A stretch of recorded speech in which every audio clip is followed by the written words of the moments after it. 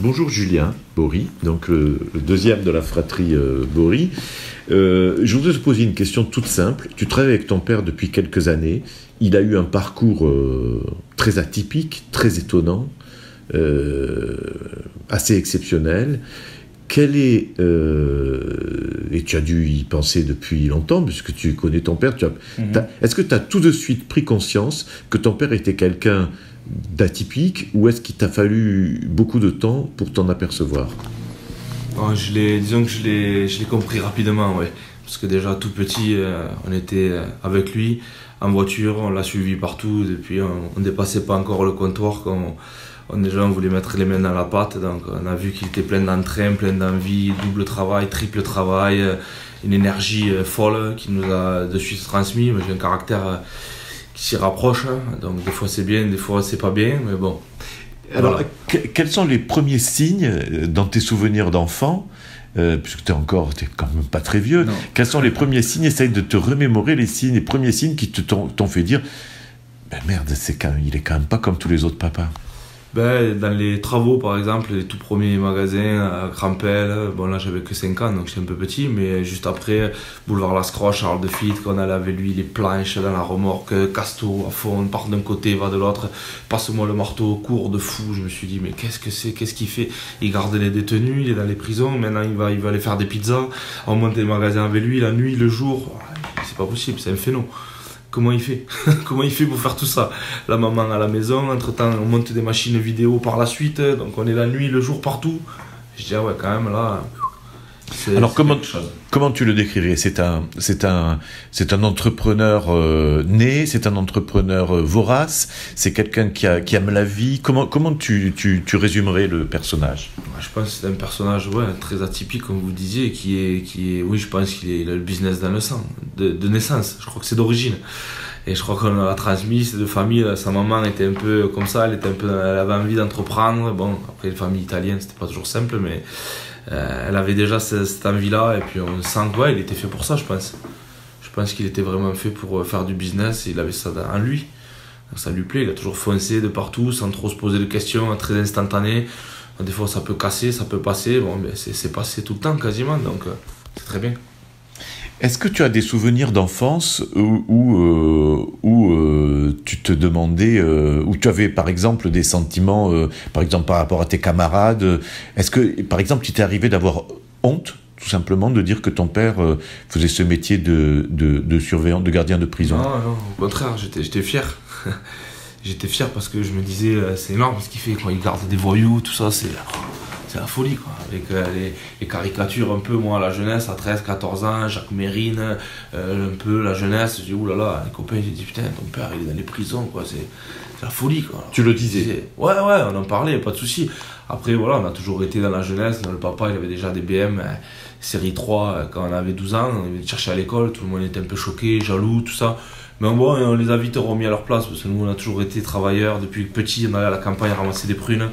On a toujours bossé comme des cons, on nous a appris le travail, donc on n'avait pas trop de gêne, quoi. S'il fallait se défendre, on disait, vas-y, laisse-moi de côté. Nous, on travaille, toi, tu fais ta vie, laisse-moi tranquille. Parce que la jalousie, elle est simple, elle est facile. Mais non, c'est toujours défendu, on s'est toujours débrouillé, on a toujours accepté, de toute façon, et c'est comme ça. Après, ça a été un peu plus dur quand l'avenir... plus t'avances, puisqu'après on te dit ouais c'est des fils Bory, putain, ouais, c'est des gavés, ils sont nés dans l'oseille.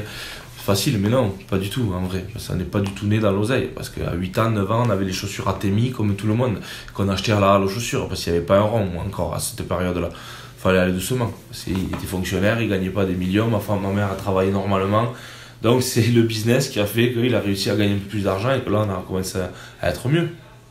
Bon. Qu'est-ce que tu penses que d'où vient, à ton avis, cette espèce d'appétence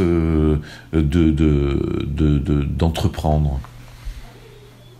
Je pense que c'est dans la jeunesse, dès son plus jeune âge, à la campagne, une famille toujours travailleuse qui a appris des valeurs à la base, aller travailler les tracteurs, moissonner à 14 ans, avait toujours cet entrain de dire il faut travailler, de toute façon il faut gagner de l'argent.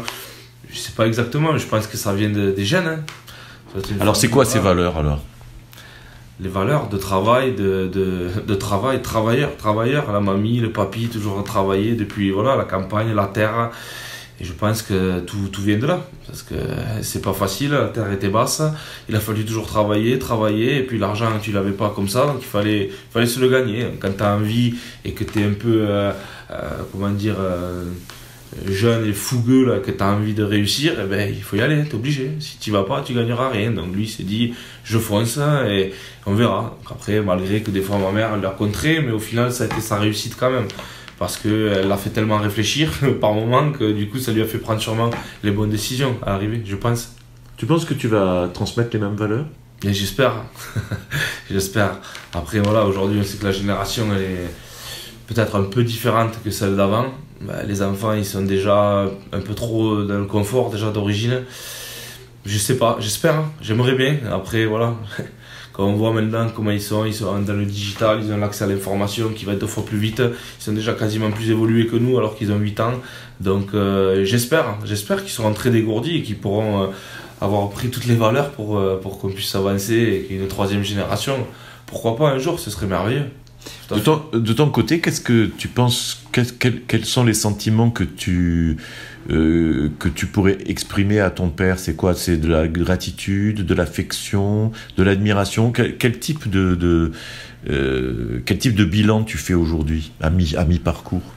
Après, il nous a transmis beaucoup de valeurs, bien sûr, de travail. Ça a été un homme dur, qui est quand même assez rustre, hein, d'origine, qui a toujours dit les choses quand il fallait. Il a été vexant par moments. Voilà.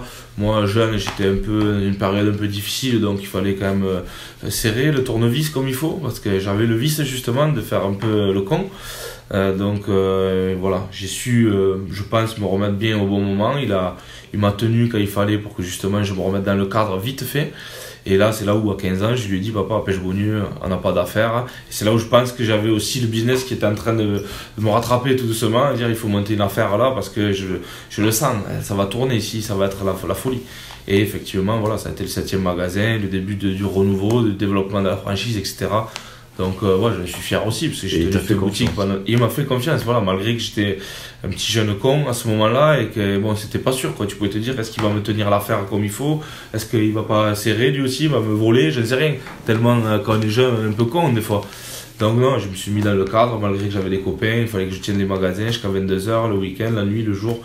Et bon voilà, et après je suis rentré dedans et puis on est là, ça fait bientôt 20 ans. Qu'est-ce que tu auras envie de lui dire aujourd'hui? Que je l'aime énormément, et ça, il n'y a pas de doute là-dessus. Le remercier pour tout ce qu'il nous a transmis, tout ce qu'il nous a donné de valeur et de travail et de tout ce qu'il nous a inculqué. Malgré que maintenant, ça fait bientôt 20 ans qu'on est dans le business, on n'a pas forcément toujours les mêmes façons de voir les choses, mais bon, c'est normal, je pense que ça fait partie de la vie. Alors parfois, il est un peu pénible, mais après, il revient derrière, et puis non, mais c'est vrai, vous avez peut-être raison, les gars, peut-être c'est moi qui suis un peu obsolète maintenant, bon voilà, donc je pense qu'on se comprend bien. Pour lui c'est pas simple, j'ai l'impression que ça n'a pas l'air simple quand même, parce que d'arrêter, pas subitement mais rapidement, ça va être dur. Donc il est toujours un peu là, c'est pour ça qu'on lui a mis le bureau là, qu'on l'a mis bien pour qu'il reste avec nous tranquille, qu'il fasse ses petites gestions immobilières, tout ça, et puis qu'il regarde un peu de loin ses enfants réussir, parce que je pense que c'est sa plus grande fierté, même s'il l'a jamais trop exprimé finalement, et qu'il nous a toujours plutôt allé dans l'autre sens. Allez-y, il faut y aller, attention, parce que là vous allez vous casser la gueule. Non, le but c'est pas ça. Alors des fois c'est peut-être pas bien, il te dit que c'est bien lui. De faire ça c'est bien, ça te permet d'être encore plus vigilant. Peut-être, je suis pas certain, mais c'est possible. En tout cas voilà. Le remercier, oui, on peut que le remercier automatiquement. Et je pense que lui aussi, il doit nous remercier d'avoir la chance d'avoir 2 enfants qui ont pu reprendre des affaires et qui soient impliqués à 300% comme on est. Ça, c'est ce qu'on pense. Lui, je pense qu'il le pense aussi. Voilà. Merci.